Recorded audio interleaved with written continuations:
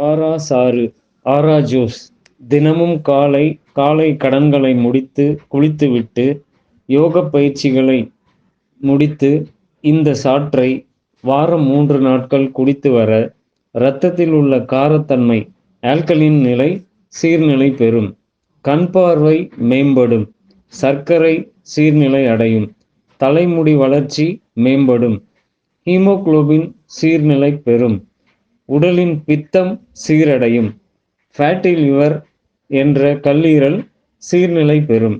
இவ்வளவு சிறப்பான இந்த சாற்றை தயாரிக்கும் முறை: 4 பொருட்கள்: கருவேப்பிலை 1 கைப்பிடி, 1 நெல்லிக்காய், 1/4 துண்டு அளவு இஞ்சி, 1/4 துண்டு எலுமிச்சை தோலோடு எடுத்துக்கொண்டு அனைத்தையும் மிக்சியில் போட்டு 1 1/2 டம்ளர் நீர் ஊற்றி அரைத்து வடிகட்டி நாட்டு சர்க்கரை அல்லது உப்பு எது வேண்டுமோ சேர்த்து குடிக்கலாம். கர்ப்பிணிகளுக்கும் பாலூட்டும் தாய்மார்களுக்கும் சிறு பிள்ளைகளுக்கும் பிடித்தது ஆரா ஜூஸ்.